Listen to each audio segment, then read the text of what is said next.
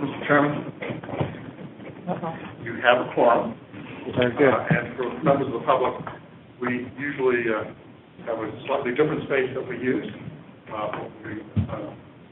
This is a multimedia experience almost. So we'll be here. David Meyer and myself down the road with staff to the Planning Commission, and those sitting at the dais with nameplates are all members of the Planning Commission. And Mr. Chairman, you have a quorum, so you I'd like to go ahead and call the meeting to order. First thing, could you call the roll, please? Alderman Boyd. Present. Commissioner Bradley, not present. Commissioner Brown. Present. Commissioner Peoples. Present. Commissioner Reed. Present, if you're saying Reese. Yes, thank you. Okay, then yes, present. Alderman Cone, not present. Commissioner Boaz. Present. Commissioner Strother. Present. And Chair Vincent-Tainer. Present. And you have a quorum. Okay, thank you. First, I'd like to address the minutes. We have 2 minutes from the last meeting, June 7th, regular meeting, and in the executive session meeting minutes.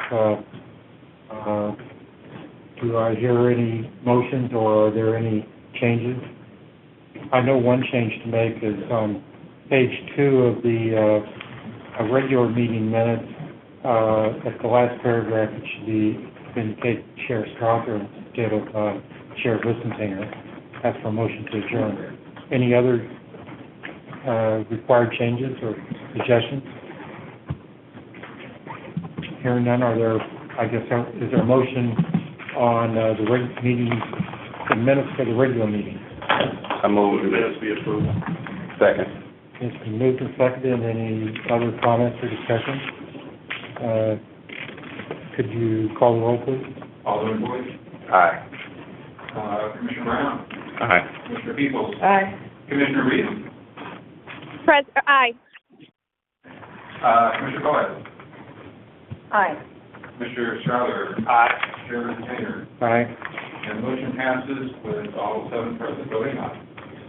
And next, I'd like to address the executive meeting minutes. Is there a motion on that? Move to approve. Been moved to approve. Second. Seconded by Alderman Boyd.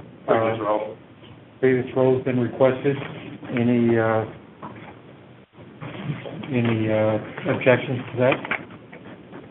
Hearing none, minutes passed. The next item on our agenda, the first real item, is public hearing. I'd like to run through some ground rules that we have for public hearings for those in attendance. We will not be, as a commission, voting on the adoption of the plan tonight. Written comments on the neighborhood plan are to be submitted by Monday, August 7th. At the September 6th Planning Commission meeting, the next one, a review of the public comments along with any staff recommendations will be presented and discussed, and a vote will be taken at that meeting with respect to the adoption of the neighborhood plan. If there's anyone here who wishes to speak at this public hearing, would you please fill out one of the blue forms and over there in the corner of that desk and give it to Michelle. Michelle's holding up one of the forms, and we'll put you on the agenda. From a procedural standpoint, Roman Cordall of the Planning Development Agency will be making a presentation that will provide some background information on the neighborhood plan and the adoption process. Then Brandon Sterling of the Skinker-DeBolver Community Council will make a presentation that summarizes the neighborhood plan itself, and then we'll have the public hearing.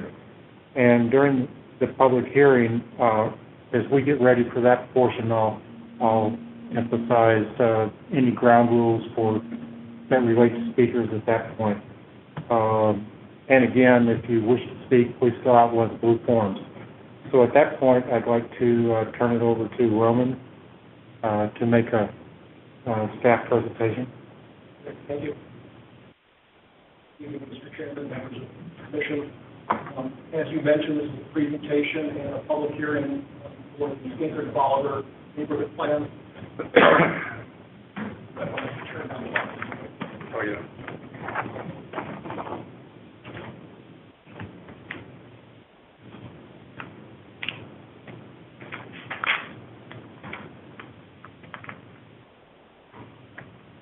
Might make it a little bit more visible. So I'll start off with a presentation that'll focus in on the neighborhood plan adoption process, as well as provide a little bit of an overview on the neighborhood plan. At that point in time, we'll turn it over to Brandon Sterling, the Executive Director of the Skinker Bolivar Community Council, which is the Community Development Corporation for that particular neighborhood. I thought we might have Liz Fund and David Whiteman here tonight. Apparently they weren't able to make it. They're the previous executive directors of the organization. They were around when the plan was being prepared a few years or so ago. As David mentioned, at that point in time, after the two presentations, the Planning Commission will conduct a public hearing. The public comment and review period began about 3 weeks or so ago. It will extend through this coming Monday, August 7th. So if anybody has any comments they'd like to forward after tonight's public hearing, we'll have a chance to do so until Monday. At that point in time, the Planning Commission will vote on adoption of the plan at its next meeting, which will occur on September the 6th. Hard copies of the neighborhood plan. We have a couple of here at the desk, very, very large documents. We asked the Planning Commission to review the document online. But hard copies are available at the local branch library at North Skinker Boulevard, also available at our office as well as the Community Council's office. And copies are also available online at our respective websites. So I'd like to talk a little bit about the neighborhood plan process. As you can see from the cover of the document, the full name of the plan, Skinker Bolivar Neighborhood Urban Design and Development Plan. Unlike a lot of neighborhood plans, this neighborhood plan focused a little bit more on urban design issues and development opportunities in the neighborhood. It also addressed various other issues as well. It was prepared by H3 Studio, a local consulting firm, and it was prepared for the Skinker Council. Funding for that plan came from a number of different sources, Washington University, a number of local institutions in the neighborhood. After a long planning process that includes lots of neighborhood meetings, the plan was completed in October of 2014. Shortly thereafter, the Community Council's Board of Directors approved the neighborhood plan and wanted to proceed with adopting the neighborhood plan. Unfortunately, due to a number of transitions at TDA and at Community Council, that was delayed for a short period of time. In September of 2015, the Planning Commission agreed to conduct the presentation at a public hearing with the condition that a neighborhood meeting be held to ensure that there was still strong support for the neighborhood. There was time lag involved. That so-called refresher meeting was then held in June of 2016. It was conducted by the Community Council. About 70 people showed up, including the two aldermen at that time. And I think there was general consensus that people still wanted to proceed forward with the adoption of the plan. In May of 2017, the plan was slightly adopted. And here we are in August of 2017 with the presentation. And next month we'll have to vote on the adoption of the plan. So this is a map showing the boundaries of the study area. They're shown in the red print. The northern boundary is the alley just north of Delmar Boulevard on the north. To the east, the boundary is the block face immediately east of Bolivar Avenue. Southern boundary is Linville Boulevard, and the western boundary was Westgate Avenue, located in University City. So these study area boundaries actually extend beyond the official boundaries of the Skinker Bolivar neighborhood. So this block face north of Delmar actually is in the West End neighborhood. The block face east of Bolivar is actually in Bolivar Place. And of course, this is the city limits. The area between the city limits and Westgate Avenue is in University City. And obviously, we're not going to be reviewing any recommendations regarding university. These have jurisdiction over that. This is an existing land use map for the area. The area primarily is comprised of single-family dwellings. Those are shown in yellow color. The largest homes tend to be along Linda Boulevard, across from Forest Park, and in the Parkview subdivision located between the city limits and Skinker Boulevard. Multifamily buildings tend to be clustered in the western part of the neighborhood. Those are shown in the brown color. Commercial uses are most generally found in the corridor along Belmar Boulevard, Bolivar Avenue. Very few industrial uses. You'll see in blue some scattered institutional uses and a handful of green spaces and public parks. As I mentioned, it's primarily a single-family area. The photo on the left shows a new building currently under construction, and there's actually very few single-family buildings that are being constructed. The primary reason, the market's very, very strong, but there aren't lots of sites available for new construction. Photo on the right shows two vacant single-family buildings, and again, these are very, very rare because in general, the housing conditions are very, very good. These are two of the larger homes found across from Forest Park in the Parkview subdivision.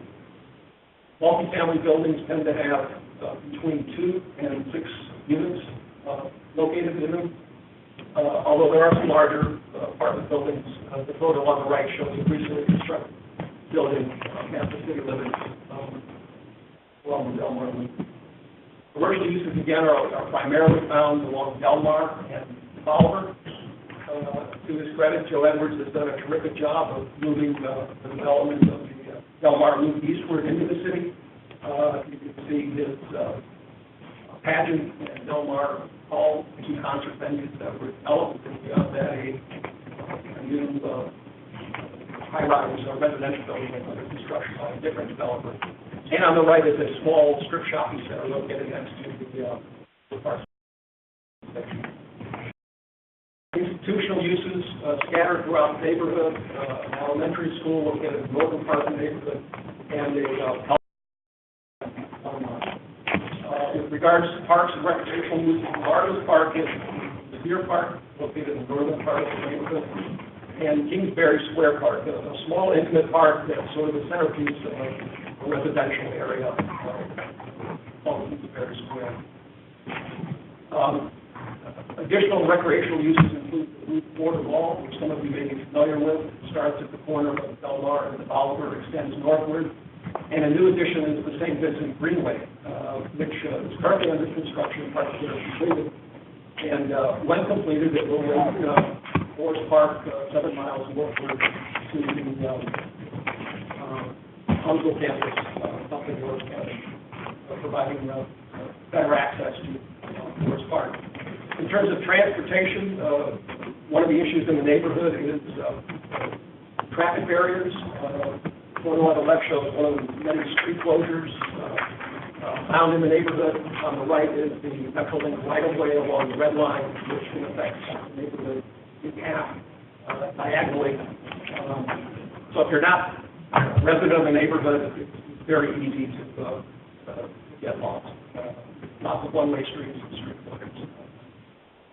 One of the benefits of having that Metrolink right-of-way, though, is the fact that the neighborhood is served by 3 Metrolink stations, the Forest Park and Bolivar station, located at Forest Park Parkway and Bolivar, which is the intersection between the red line and the blue line, Delmar Loop station, which is along the red line going out to the airport, and the Skinker station near Washington University, which is along the blue line. And as you can see from the many traffic circles, virtually everyone in the neighborhood is within easy walking distance of one of those stations. Public transit is optimum for this neighborhood. And of course, it's even going to get better in that the loop trolley is scheduled to open later this year. That'll be a 2.2-mile trolley ride that will extend along Delmar and Bolivar, linking City Hall of University City, with the distance in Forest Park. It's under construction, tracks, overhead wires, and the station across the path here, and then the loop trolley maintenance building. There were a number of existing conditions that were examined by the consultants in conjunction with the community council. This is just a smorgasbord of some of them. So in addition to land use issues, zoning was looked at, building heights, historic districts, crime, landscaping, things of that nature. A lot of analysis went into this particular report. We got a chance to take a look at it. And based upon that analysis, a number of development recommendations were prepared. I'm not going to go into that. I'm going to turn it over to Brandon Sterling, who again is the Executive Director of the Stephen Bolivar Community Council. Had a chance to meet Brandon a few times, including at the refresher meeting. It's exciting that the project is finally moving forward. I think he's excited. I think the neighborhood is excited. And let me turn it over to him and ask Don if he would mind having Brandon. Brandon, while you come up, we know, or at least I know, of course, that there's been a couple executive directors in the Bolivar neighborhood. You're in the saddle now, and I think you had a PowerPoint that was originally prepared by one of your predecessors. Yes. That had how many slides? Today, 233. Okay, so everybody prepared? No, you cut it down, right? I've cut it down to 15. So we're going for a fast-paced ride. So as Roman has said, my name is Brandon Sterling, and I'm the Executive Director of the Stephen Bolivar Community Council. I've been there for about a year and a half. Before me, Elizabeth Pun was there. She was involved to some extent with some of the planning process. Most of this was shepherded through by David Weidman. One of the things I want to offer as kind of caveat some context before I get started is that, so H3 is definitely the planning consultant. But when I think about the plan, I really think about it being a document that was created with heavy neighborhood engagement. I assume at this point you guys have gotten a copy or that you received a copy. On that document, you'll see the steering committee, you'll see the schedule, it'll list all the meetings that took place to develop the plan. I really see all of this as progress for the neighborhood. The council celebrated 51 years this year. The neighborhood was very different 51 years ago. The council was established by residents in the community, really for the specific purpose of increasing the quality of life experience in the city. If you've ever seen those funny memes that I was doing this before it was cool, right? So there's these really tremendous stories of people that decided to be urban pioneers before we really put that language to the experience. They believed in the city, I think, when a lot of people doubted the city. They've done a lot of things first. You know, there's a lot of things that many of us enjoy that we don't know come out of the experience of those residents being committed to creating sustainable neighborhoods. Probably one of the best examples that most of you might not be familiar with is People's Clinic. People's Clinic was originally established next door to my office. We're in the neighborhood in partnership with a few outside of the neighborhood did free healthcare for 9 years. And at a point where it became too big and it really needed to be taken on by a full-grown healthcare institution, it was turned over to another apparatus, right? And that's how we had the clinic get going. Again, there's tons of stories like that. So this is their work, right? And it's informed by the research and the best practices that H3 put forward. And obviously, we're comfortable using H3 because H3 is. And I really believe it's a dynamic document. I was joking with a moment earlier that the lack of people here is not evidence of a lack of interest. A heavily engaged neighborhood. with about 8 standing committees. At least 2 of them do their work, and they're named in ordinances with the city to do their work, the Del Mar Commercial District Committee, and the Historic District Committee. And there's a number of other neighbors who've been involved in helping write the occupancy ordinance to the Historic District ordinance, just a range of things. So with that, I'll kind of move through it. So as Don kind of told us, this is a very condensed version.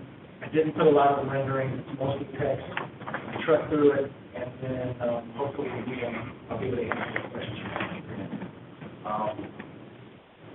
When you distill it down, the intent of the plan is really to take the shared values and the vision of the neighborhood and create a plan that leads to inclusive, cohesive, sustainable neighborhoods. These are people that believe in city living and are really not only hoping that the plan helps them push their neighborhood along, but it serves as an example for other communities in the city of St. Louis that want to replicate that. Plan is hoping to create a framework that leads out to about 30 years. I know it says 20 to 25 years here, but it's really about a 30-year projection. Again, to really kind of reinforce some of the things the neighborhood already really does well, but do it under the blueprint of the plan, which is to continue to engage residents and stakeholders, to continue to use the work of the committee that worked on this and funnel that down to the standing committees of the council to push this thing forward and to give us an informed opinion, a set of examples that we can use to gauge the merit of projects that come to the neighborhood. I've said it a lot recently. I really feel like neighborhood is not only the crown jewel of the ward, but one of the crown jewels of the city. I think there's exciting potential here. I think there's a tremendous amount of interest from developers and businesses to the area, and what the neighborhood really wanted was an opportunity to have a document they could go back to gauge all of that interest, so they could really make some really sound decisions. Again, this is about engaging citizenry. Some of the things that really came out, the neighborhood is considered one of the most diverse neighborhoods in the city of St. Louis. We really wanted a plan that affirmed that was important.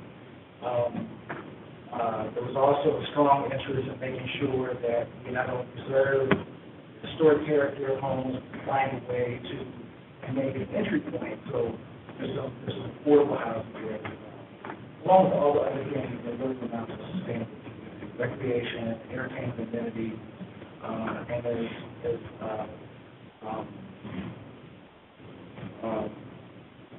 Roman has pointed out, really emphasize the use of transit, walking, biking, as a way to kind of move around the neighborhood.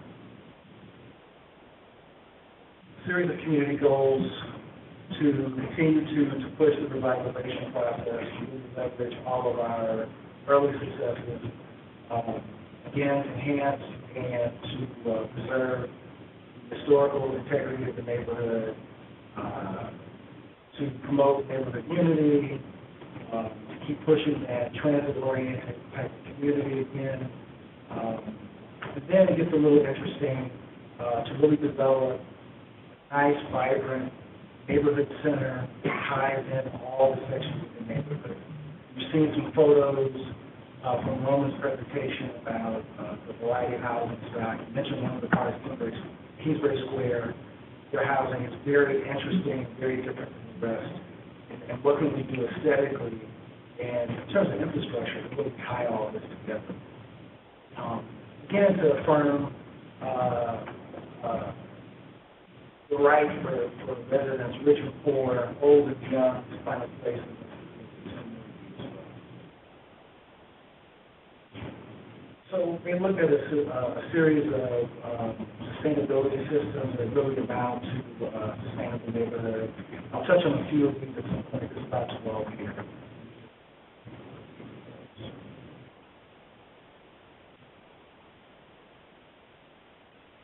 Again, Roman has already pointed to the map, and I'll speak to that a little bit. So what we understand about community development is that no neighborhood is an island to itself, and we have to understand what's happening at the outer edges.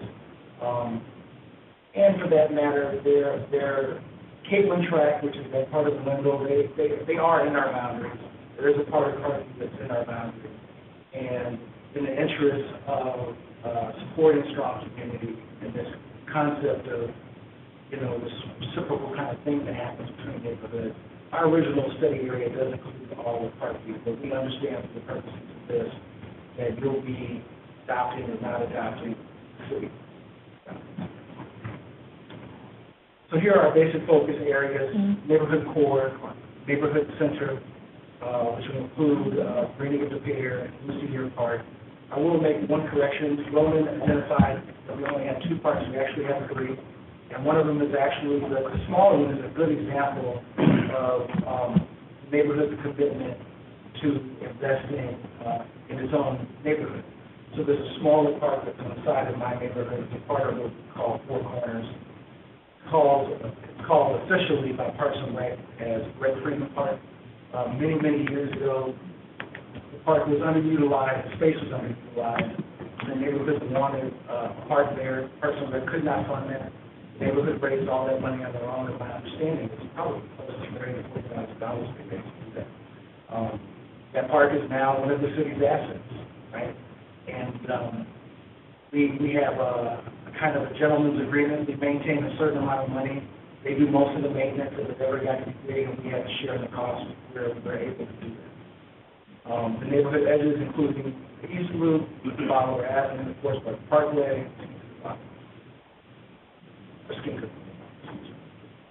So at the neighborhood core, those are those homes that you think of traditionally as city homes, brick homes, one family, multifamily. And there's 10 kind of core areas of work here. Preserving the integrity of those homes, how they look, making sure that we have a good set of historic standards. I guess it's worth mentioning that our historic district committee is working with the Cultural Resources Office right now. They've got a set of updated standards. My understanding is that might actually get approved in October or something like that this year. In addition, we don't have a ton of vacant homes, but we do want to stabilize those. In addition, we do want to get a handle on a number of investors with small rehabbers that are coming to the community, and making sure that their vision for how they use their properties is consistent with the characteristics of the values of the neighborhood. In addition, we've been doing a lot of work now talking to seniors about positive and the negative aspects of gentrification and taxes and how we can help them stay in their homes. There is a commitment there. In addition to the council, there's a housing corporation in the neighborhood that historically has bought properties as they become available to keep them out of the hands of land speculators.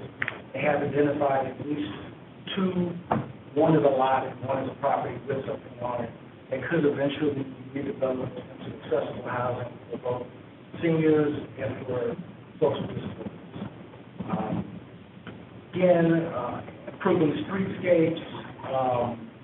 There's a big push in the plan along core to create sidewalks that are wider, in some instances to create dedicated portion of that sidewalk just for bikers, right? What else? Increased usage of Metrolink stops. We'll talk about some of this stuff overlaps, so we'll talk about it as we get to the slides. For those of you that are familiar with the neighborhood, probably know the Loop 10 pretty well, and that, you know, our commitment is doing more of that. So we've got a big push from some of our committees to do more programming. We're working on everything from job fairs, you know, to tons of social events, diversity inclusion committee, and all of those things are intertwined with physical development from our standpoint, right?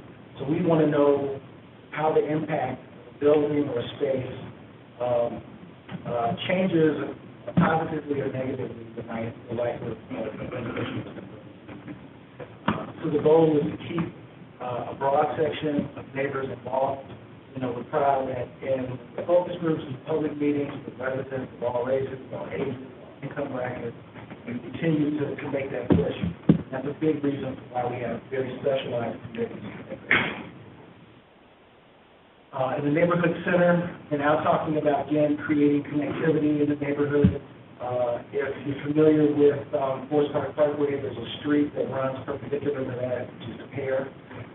Plan calls for greening of the pier, some building on one side, on the west side, and on the east side, really enhancing some of the green space, widening the sidewalk, having a portion of that sidewalk dedicated to bikers, a portion dedicated to walkers.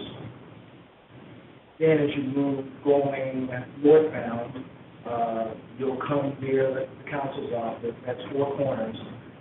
There's already a park there that we talked about, but just cleaning that up, making it look a lot more polished, and really using that as a place to attract neighbors to come to spend time together and serve as kind of like a town hall. Many of you are aware that the pier is now, we're now blocked off from the park, right? So when we get to the pier going southbound to Forest Park Parkway, you have to cross that street. Number 4 really calls for an overpass that's both addresses some aesthetics, but mostly makes it a lot easier for bikers and walkers to use the park without having to navigate traffic. We have been in communication with the folks at the Forest Park. We know they're going through the planning process. They're working on some connectivity issues at several points on our side of the park and other parts. They're aware that we want to do something there. And at the point that it becomes closer to reality, we'll sit down and talk about how to make that happen. I talked about how distinctive Kingsbury is as you leave that center and you start to go eastward. There's an overpass that you have to cross. One of the first things that's mentioned in the plan is, again, there's plenty of room there for two-lane traffic. Push that in a little bit, create some sidewalks, create some bike paths. People can get over. Use some of the same materials, again, to connect aesthetically the entire neighborhood with each other. And probably one of the more ambitious parts of the plan is to redesign the Cedar Park. See, there's 2 options for that. We have met with the Parks Commissioner, and she's supportive of the process. And she's willing to help us look at ways we can fund that both private and public money, and to help us make sure that we end up with that outcome. The park, regardless of how it's configured, will end up with a new playground. In one configuration, a regulation field that would be used for soccer, which is interesting for me. My wife used to run a soccer program, and that park was one of the few parks in the city that was making it happen. In addition, it's used by some folks at the forestry department as well. And there's a couple of other options. One that includes opening that street to Delmar, which is kind of a bigger project, and it's tied to some security issues, which is a big part of the reason why the plan emphasizes living powder. If we decided to do that, we'd probably do that in concert using Frank Williamson, obviously, to have discussions with West End about what their security concerns are, and make sure that what it's not doing is inviting more bad out, right? So once we understand either lighting, or cameras, or law enforcement, we may look at that. As we get to the East Loop, the big goal here is to really take all that success that we saw in West End and push it eastward. Create some type of distinctive district around the Metrolink station, create some businesses there. I think one of the things that we know is that the more people there are, the more activity there is, the safer spaces are. In addition to that, the plan does call for supporting the redevelopment of the Wayback Station and also to create some infill development and some mixed-use buildings there. If you go into Bolivar Avenue, you see that same kind of plan. The plan calls for, the most dramatic part of the plan really calls for, what you see is several kind of shopping strips, that parking in front, that parking would move back, all the buildings would be pushed to the front, would be mixed use. The Metro Bus Barn, we've been in contact with them. There's some suggestion that they will eventually move that bus barn once they increase the capacity of a couple others that they have. When that happens, they'll make a decision about whether they want to develop the property themselves or sell it unless someone else develop it. But the idea is that on the front-facing street to Bolivar and on the Delmar side, we see some issues, we see some retail, maybe some apartment. On the interior, we see some homes, we see some apartment, and possibly the accommodation of some other apartments. Forest Park Parkway is, again, pretty simple. It's about increasing privacy for residents whose the back-facing part of their property is the Forest Park Parkway, but also making it more attractive to travelers and creating some type of signature entry for the neighborhood on that side for visitors and for residents. And it's really around building a beautiful wall, improving walking and biking access, and again, that overpass of trees. Skinker Boulevard, again, the press is always walking, biking. The neighborhood is sold in the concept, getting people to park more, to walk, to ride, to where they can go, to reduce congestion. There's definitely call for a dedicated pedestrian and bicycle path, some better walkways crossing the street. There's been a number of instances where people have been either hit by cars or almost hit by cars, which is why you see also an emphasis on working with the traffic department around traffic signals and crosswalks. We've already started to do some of that on the Bolivar. If you have driven down to Bolivar heading toward the History Museum, you'll see that the lanes are painted differently, and that's the meeting that we have in the winter time. Really felt like the traffic flow was better after the conversation with them. They agreed. We've also worked with them a little bit on the timing of some of the lights at that light at the Bolivar Forest Parkway and again back at Glendale and Mesquite. And I guess this is a good point to say too that, you know, for us, the adoption process is important, but we've really already begun to use the plan. It's already being referenced by several developers that are coming to us with ideas for projects. You might have heard about in the newspaper, Serengeti Capital wanted to build a Ferris wheel in Delmar and Skinker. We held several neighborhood engagement meetings. The plan was the first thing that came up. I did a month of surveying with neighbors, and everybody said it's not consistent with the plan. It doesn't match the building that we like there, so people are already learning the language. And developers are coming to us being very aware of this document, very aware of the Delmar, Bolivar, transit-oriented development plan, and it's already working. It's already working. Again, I think I've said most of this. You know, it's important for us, one, to have the plan validated.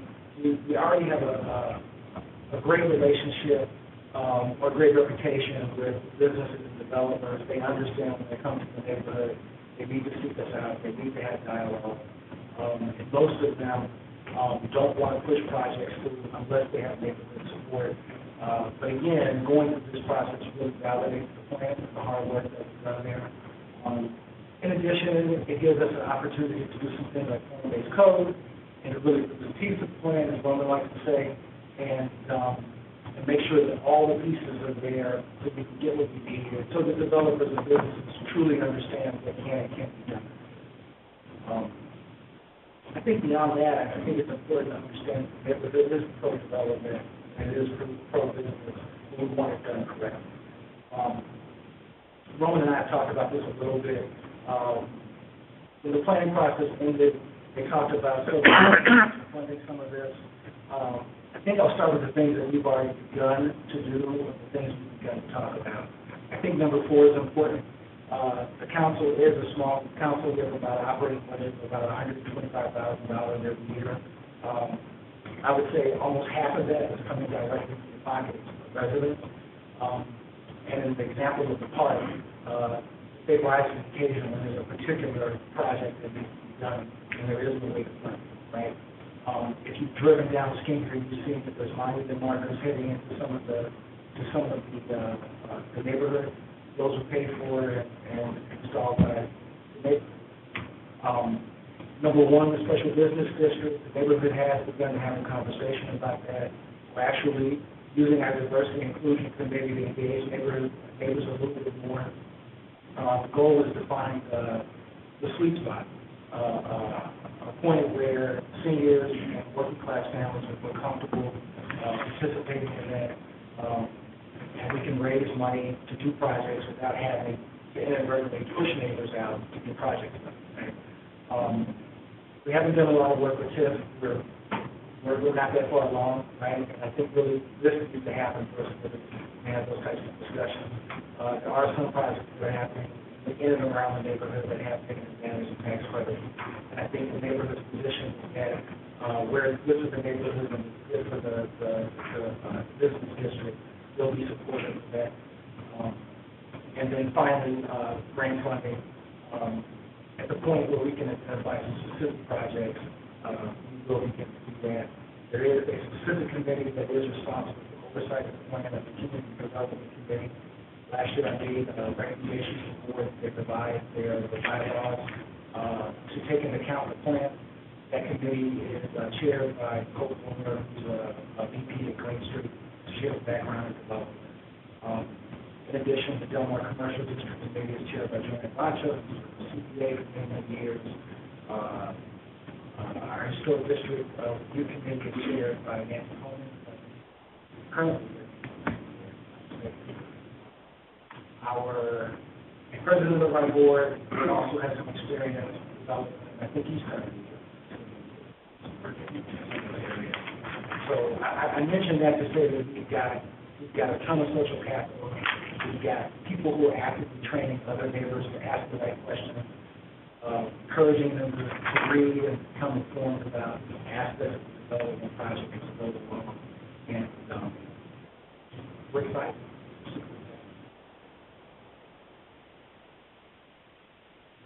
So any questions? Are there any questions from? Absolutely. And I want to apologize early because I came late and I have to leave early because my daughter has a presentation I'm beginning for the awards program. So I have several questions. First of all, thank you for your presentation. So I will remind the committee that we do want to, this is a two-part process for us. We'll invite Brendan back at the September meeting when we vote on it.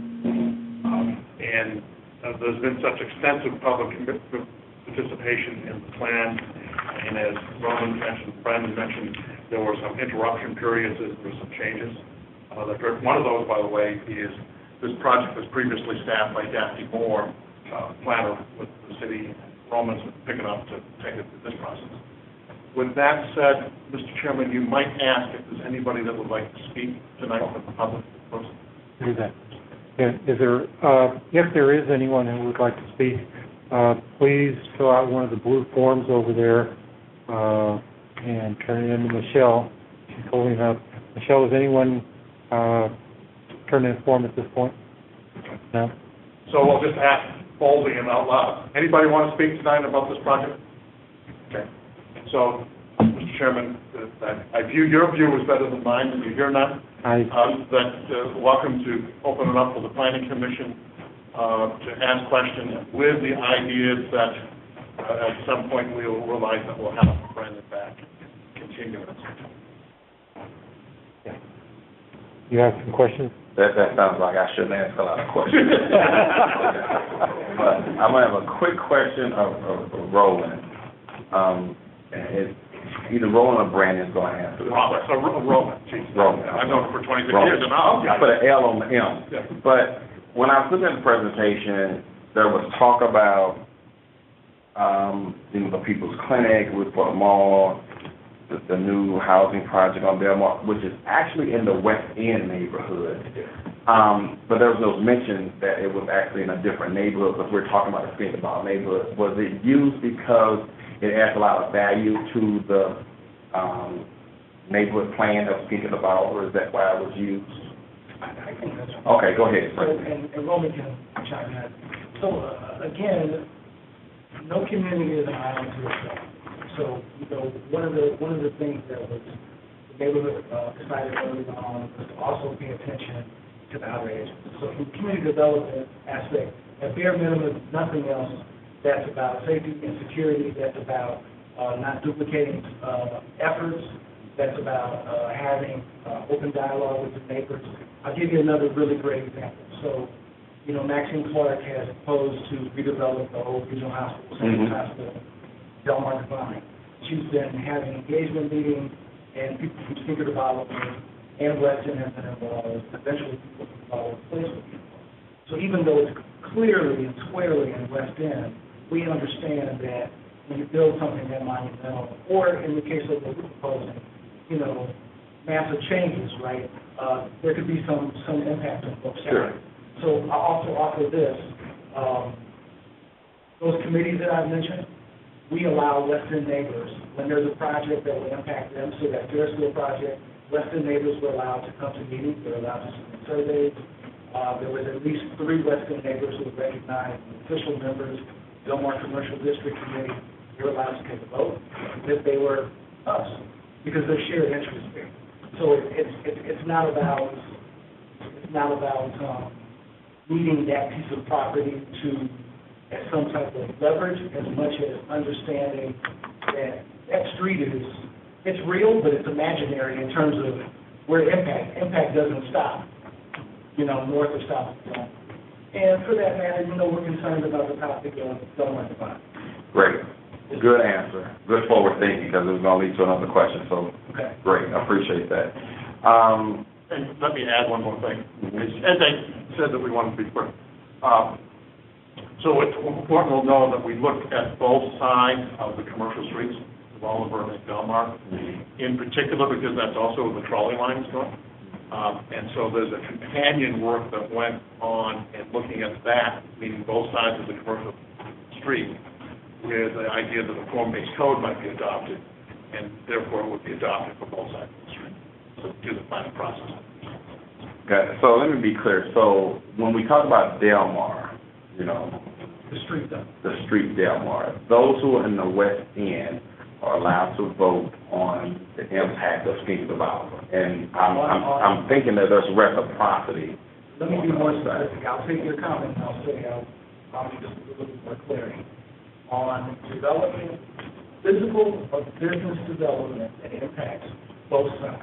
Mm-hmm. And we typically agree on what that is. So they get our email list, they get our meeting notices, they attend meetings, and when we want them there, when I had Maxine to talk about the Del Mar Divide, the Del Mar Divide project, I invited West End to be a part of that meeting. When Maxine convenes hers, I go over there. There's a working relationship, and there's a commitment to work.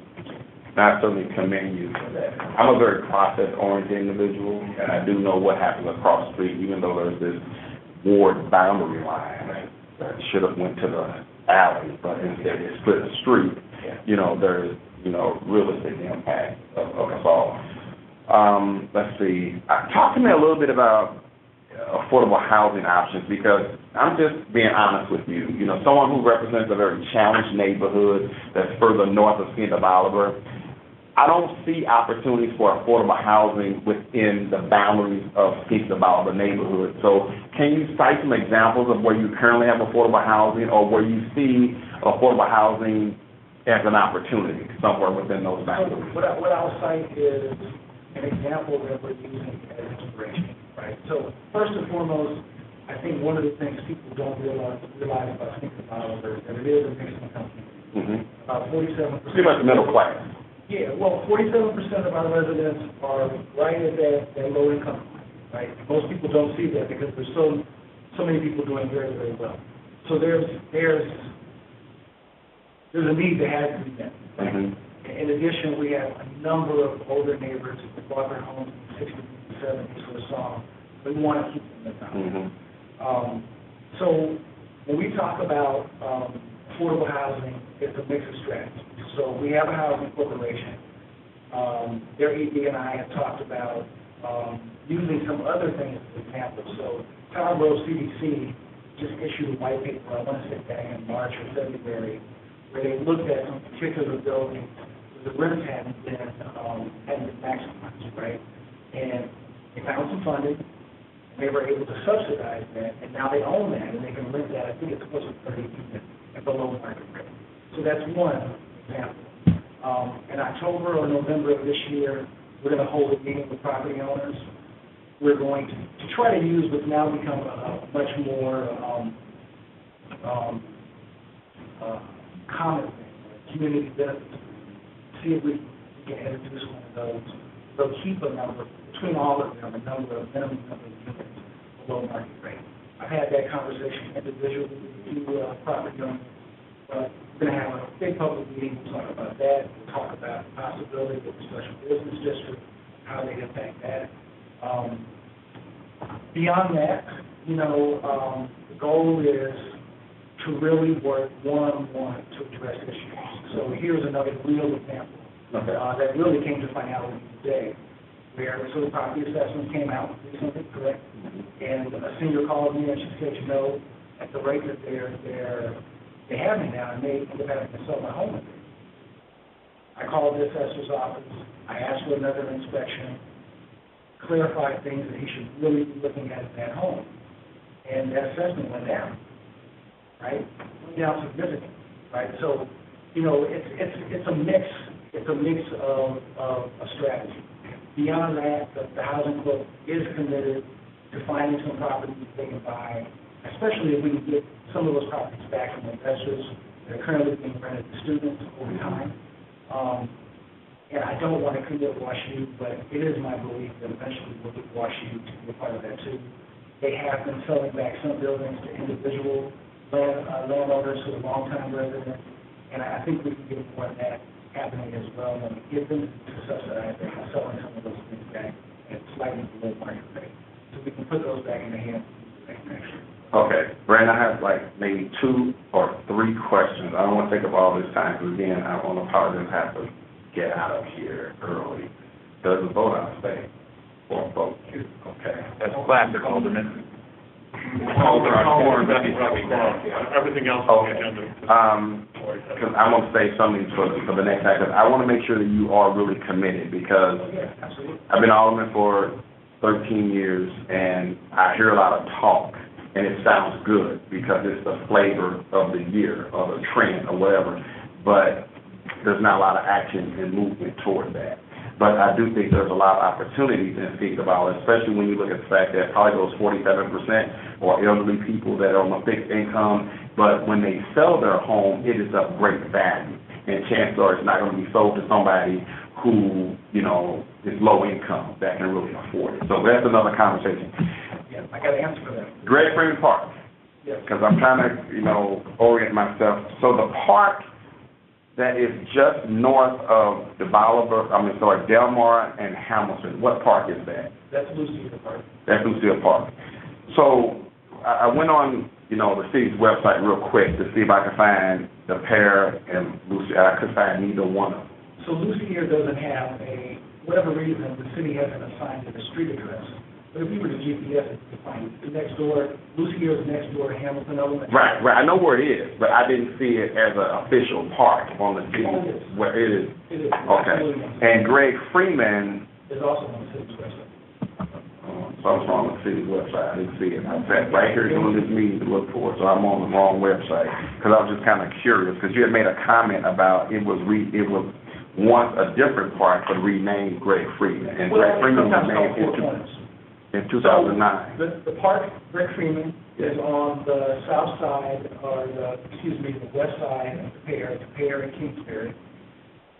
Now, you take that intersection that's right there at Pear and Kingsbury. Mm-hmm. If you're there physically, or if you look in your plan, what you'll notice is that there's big swaths of sidewalk and some greenscape, and that's the Four Corners, and all of that is considered a part of your public park. Showing you a picture. Right, it's still a Lucille. That's why I couldn't find it. So, Greg Freeman was what park again? It's always been Greg Freeman, but it's sometimes called Four Corners. Four Corners, okay. But it's officially Greg Freeman. But in your presentation, you didn't acknowledge Greg Freeman. I thought that was interesting. And you'll see it listed in there as Four Corners, because we include all of that Okay. We include all of that together. And the last question, because I had 20 of them on here, my sheet of paper, but I don't want to belabor you, because everybody knows I'm the question king. Okay, so, I chaired neighborhood development when the tax abatement bill came for the big high-rise student apartment complex on the bus. What was the position of State Developer on that tax abatement?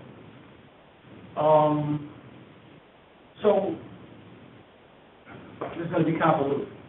So, I came in January, that process had already started by the time I got there. I think a part of the decision-making happened during one of the recesses of the Board of Directors. Okay.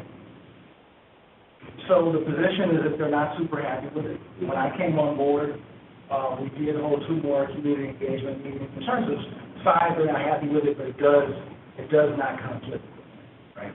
The size.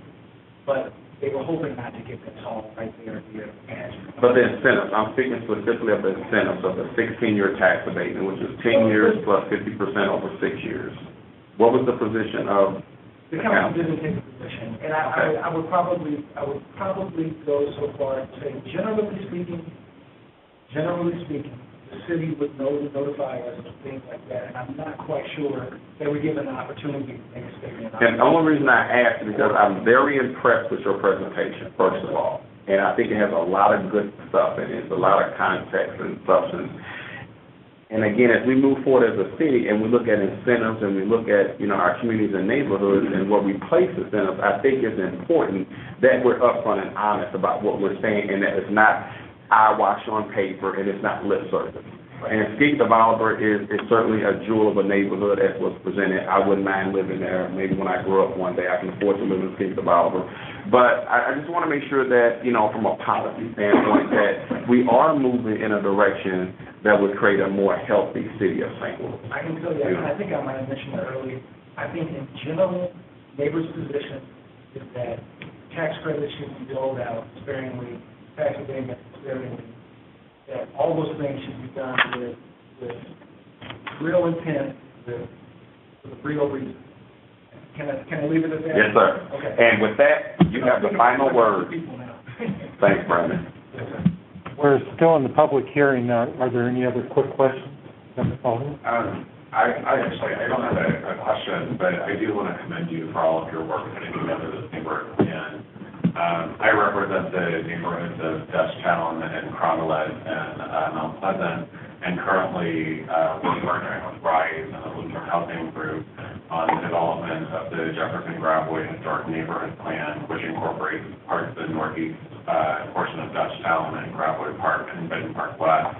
And it's been a years-long process, and many meetings with neighborhood stakeholders and the like, and it's not an easy process to go through. So I certainly want to commend you for your work that you've put into this. And I can appreciate my colleague from the 22nd Ward questions because it's something that we discuss down at the Board of Aldermen pretty regularly.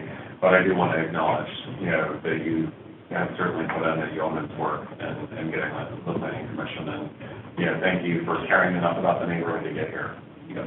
So, in closing, Heather Navarro, who's now the new 28th Ward Alderperson, she's in support of the plan. Frank Williamson, 26th Ward Alderman, in support of the plan.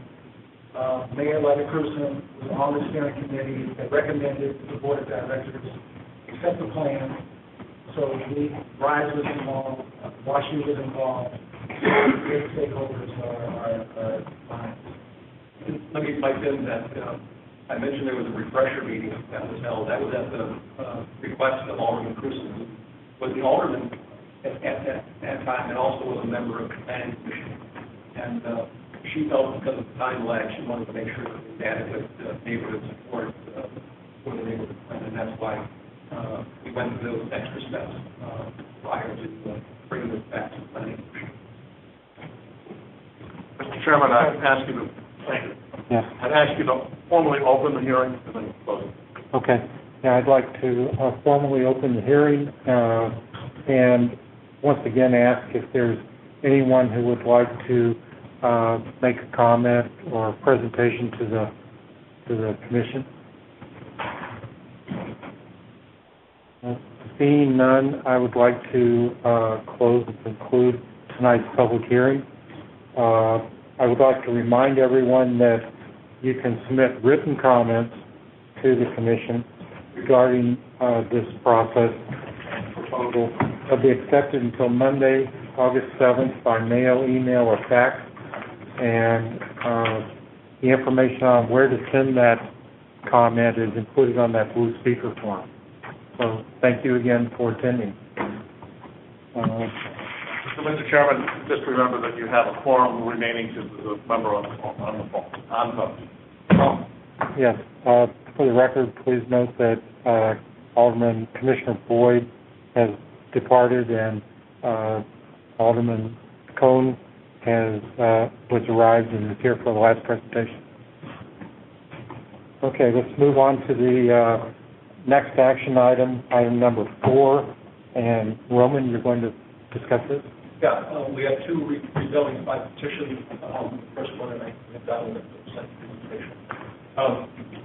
This is a rezoning of 3 parcels. The first parcel is located at 4115 North Broadway, large parcel here.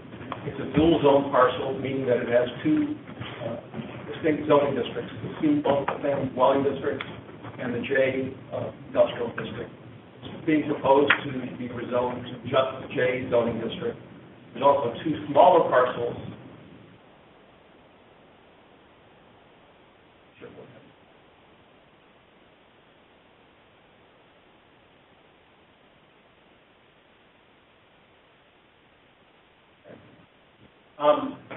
These are the 2 smaller parcels located on Angelica Street. Those are zoned C multi-family dwelling district. They're also being proposed to be rezoned to the J district. The site is about 3/4 of an acre in size.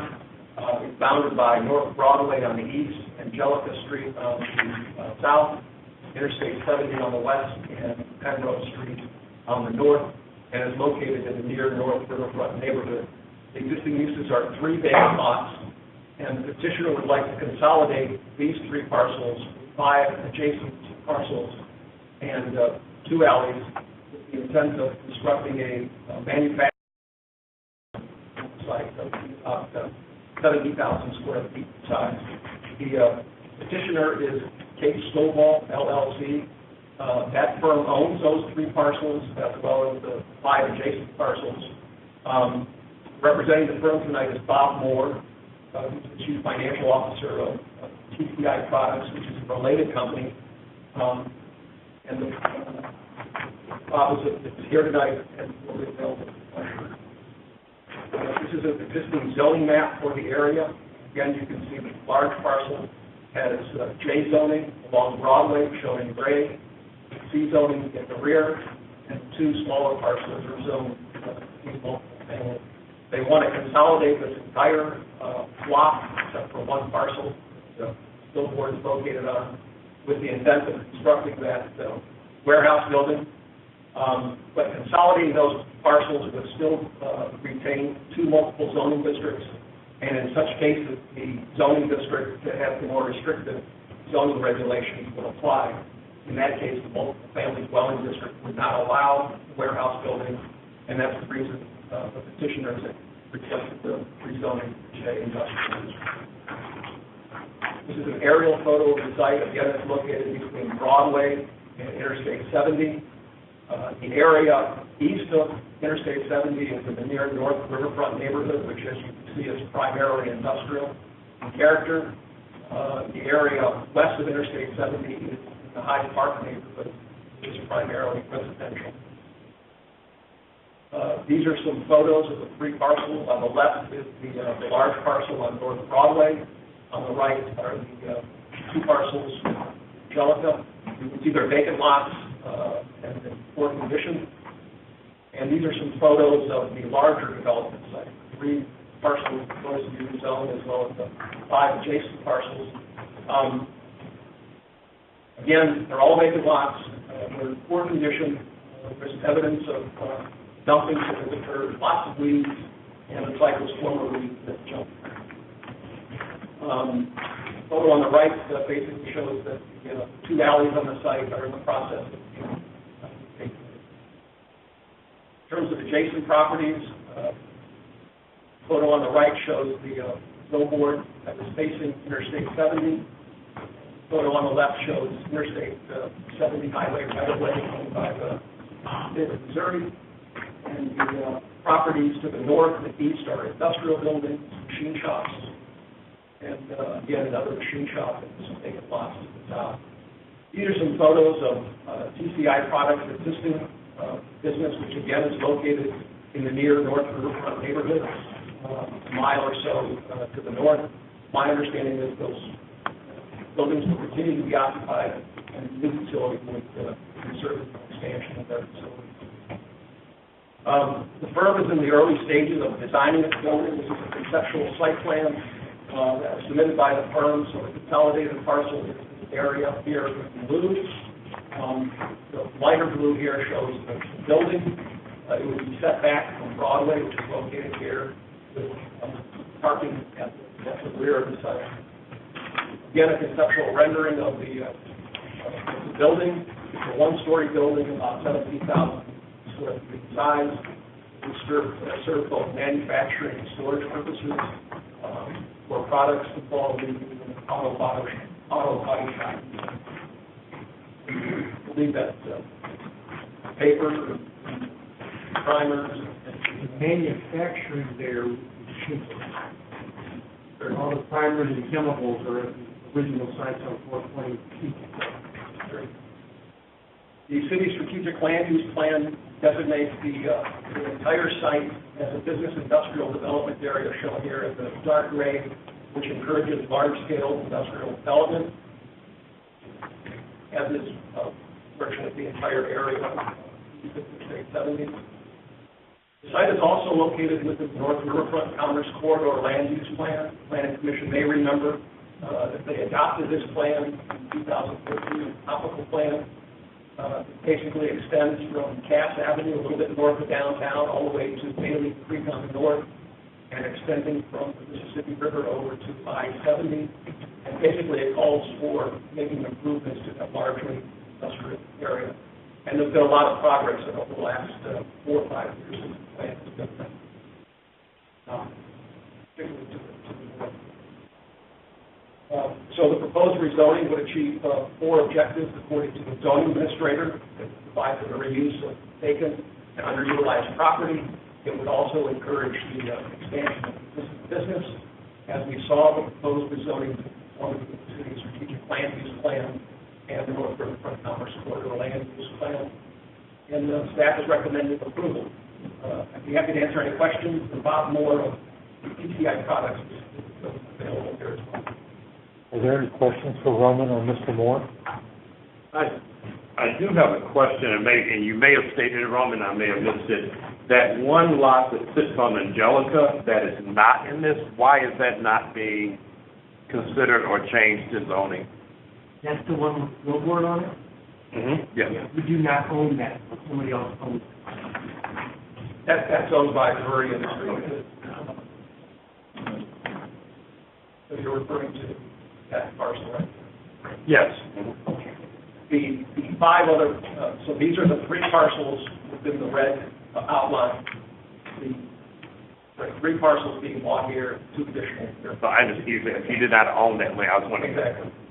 The brewery on that. Brewery. Yes, I'm sorry. Which has billboards throughout the city. They do. Midwest. Any other questions? Move approval. Been moved for approval, is there a second? Second. Seconded, any discussion? Roll. No, we need to call the roll, please. Fair enough. Alderman Boyd, no one present. Commissioner Brown. Aye. Commissioner Peoples. Aye. Commissioner Reese. Aye. Alderman Cone. Aye. Boaz. Aye. Commissioner Scarlett. Aye. Chair Retainer. Aye. And the motion passes with all present voting aye. Okay, our next action item is thing is one related to the National Geospatial Intelligence Agency site. Don, can you discuss this? Yep, I have it. As you look out of the audience, you might remember being in this room on February 4th, 1915. No, Don, don't remember that one. But I'm glad you do. Notice it hasn't been that long. But Don remembers it, that's the scary part. And that was the night, that there was a formal presentation, there was detailed staff work. The room had a lot of people in it as we talked and made action for amending plans in this geography that would allow a large facility to happen with the NGA. So we're back again. Otis is here. He sat at that side of the room at the last time to make indication that things have moved on. He's moved to this side of the room. And the subsequent years, if Otis was not in a condition where you can't inspect this, he'd probably have a few gray hairs about how he's worked and his team's work, which includes Russell Halliday, who's with them tonight. And what we're here to do tonight is the rezoning of multiple parcels in the NGA site. It's 97 acres now. That's what it was. You know that the city and the community has worked hard. There's been passions, but it's now essentially a vacant lot. The petitioner, it's one of the entities that Otis chairs, will sell the property to the federal government for the purpose of developing the site and campus of the NGA. It's LCR Holdings that is technically the property at the moment, and it's a branch of SLDC. And they will sell. As you see here, it's downtown is just off the map. Cass Avenue and Jefferson is a major corner. The zoning is this, I think I used, or Connie wrote the material for me in the document, a hodgepodge within that giant area. So we're changing it from a number of categories of existing zoning to be one parcel. Here's the parcel aerial view of it. It's a slightly dated aerial view, but that shows that even some time ago, the majority of this area was vacant. Certainly there were some homes and occupied businesses. And Don, I'm going to ask you if I don't do this right. This is a more contemporary view after the, how do I get this together?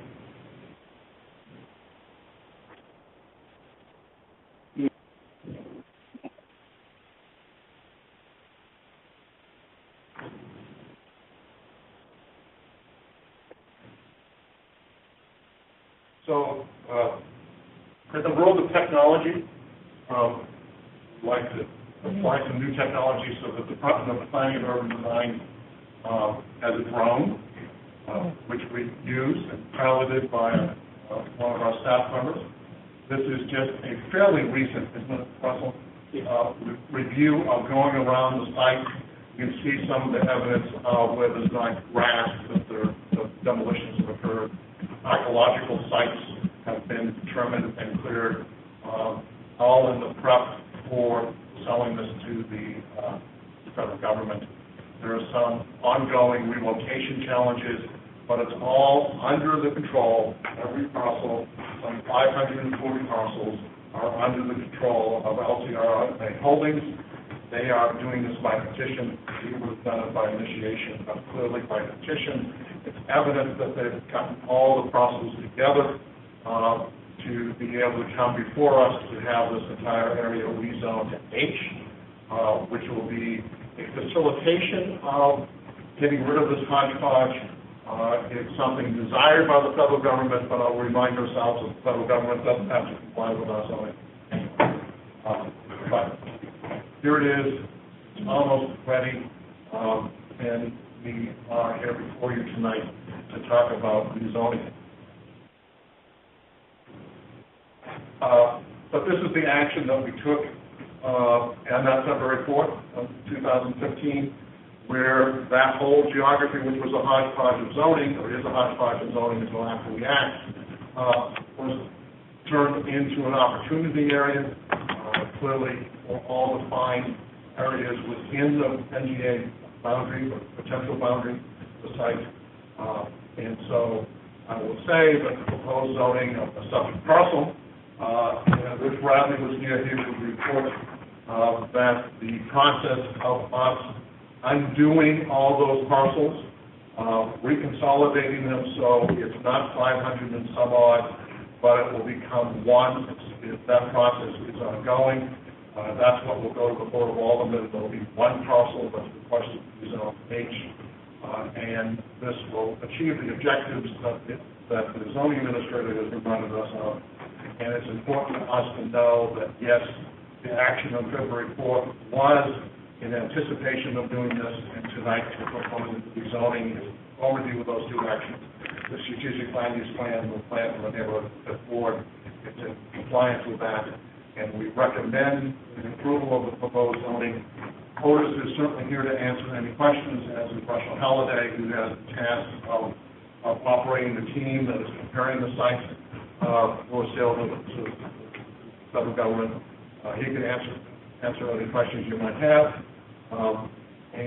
But before I yield the floor, I'd really like to encourage Otis just to stand up and give a nutshell discussion of where you are. Thank you, Don, and thank you, Commission. It was February 4th, and I forget this year, but we did come before you, and we are back. As Don indicated, we do own all of the parcels within the 97 area, and that we are in the process of bringing the site to the standards that the NGA and the federal government require. So in doing that, we have initiated there are 16 contracts that are out there. 12 of them are actually complete, and all the evidence of the demolition activity. So we had 137 structures in this area. We moved one. We have demolished 132 complete. We're in the midst of demolishing the Buster Brown building, so at least 3. That would be the Reno Church, the Butler's Laundry, which is an active work site for 550 plus 40 work every day. And we use the Reno Church for meetings, but also we expect that the contractor who will take on the last major contract for us will probably use that facility as well. But then there's an additional building adjacent to Butler that we can take down as well. So those are the 3 buildings that are left that you saw in the video. We hope, we just, on June 28th this year, we signed an agreement with the Air Force, with the leaseholder. That is the land development remediation transfer agreement. It defines all the terms that we need to meet in order to execute the transfer. So that is done. So now at this point, we're on the clock to be able to deliver that by August of next year. And so we think that we will have it all done. But we know we'll have it all done. We've met all of the timelines thus far, and we appreciate the support and happy to answer any questions. Are there any questions for Don or Otis? In addition, I wanted to add a couple of there, addition to Russell, who is I introduced Divine Shelton, who is now Project Connect project manager, and I think most of you know Ivy plays communication.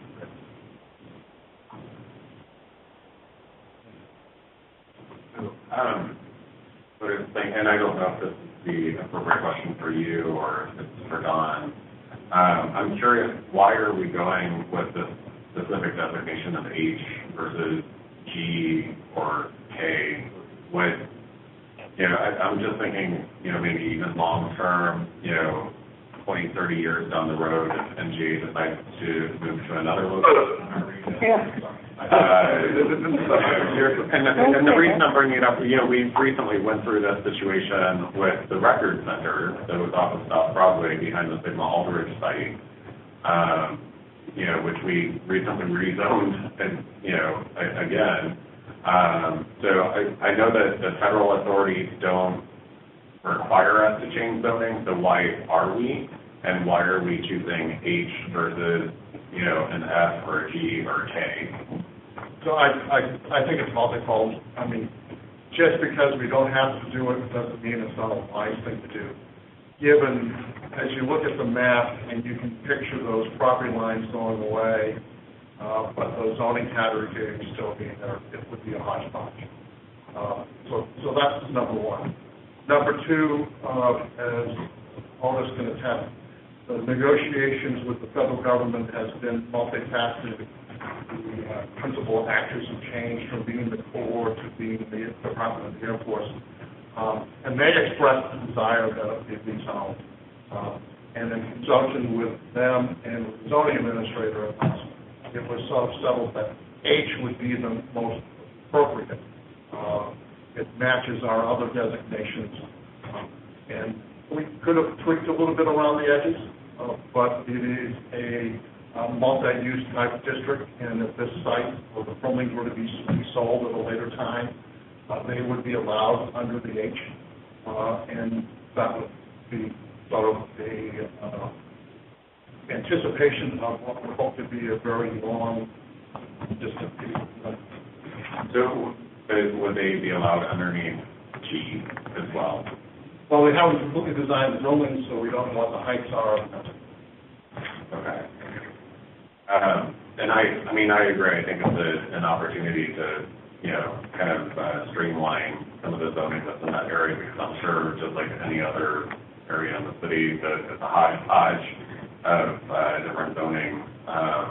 But I was just curious why the H versus, another zoning classification. It allows for the mixture of uses and the heights that will be used by the federal government, even though Do you have any concerns with that not being restricted? So in the event 30 years down the road, if NGA were to move out, if it were in the H classification versus the G classification, do you feel like there's any, issues with the restrictions? not between those two.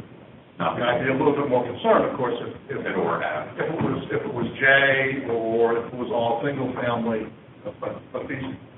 And I'm saying like with development, where they're currently located, I think they're K, but they're completely unrestricted right now in Soulard. Ends up buying that property in Soulard is going to probably come back to us just like the storage facility and want a reclassification as well. So I'm just trying to think ahead a little bit here. This is the planning commission, I like people thinking ahead. I'm trying. I like people younger than me thinking ahead, too. Well, if I'm ever so blessed to have another term here, longest relationship of my life, but I would like to think that I ask these questions at the forefront versus, another 4 years from now. We'll learn more as we go along. And of course, Otis made mention of Devon being the project manager for Project Connect, and that's the part of this 97 acres, and how the work that goes into that is for the NGA to be located there, but they have spin-off effects in the neighborhood, positive effects in the neighborhood. It will ultimately be that we'll be updating planning for the area, we'll be updating zoning for the area offsite, and we'll be pretty damn deliberate about how that comes about. Thank you. That's all the questions I have. Any other questions or discussion? Is there a Second. Previous role. previous role has been requested? Any objection? Hearing none, motion passes. Anybody leaving for vacation? Maybe. Depends on what time we finish. I bring that up in that you saw on your agenda packet that we have before you tonight, a request for review of a preservation board decision in your packet on Kings Highway. We included in your packet request on tonight the decision letter. Have a PowerPoint presentation from the preservation board. the brief little synopsis asking for change in the address at 322 South Kings Highway. I'll pause for a second and remind you that this is that two-step process. Although Alderman Cohn is rejoining us, this is his first time joining us, he's been a member of the Planning Commission in the past. And this is where an applicant has come to us that was ruled at the Preservation Board, in this case a denial, and they'd like us to take on a review, a two-step process. We take on the review, decide to do that, and if we take on the review, then at a later date, staff work to compile the record and to do sort of an adjudication of that decision. The applicant tonight has asked that they were going to be unable to be here this evening. We would not entertain them to make. They were desirable to be a witness of what our action was. In that request, asked that we defer the presentation or complete presentation and action until the September meeting. So with that in mind, I would ask you to defer the action until September. We also need to begin, which I've done, but I'll take David's advice as to how far I would need to talk about the presentation before you can decide to let's continue.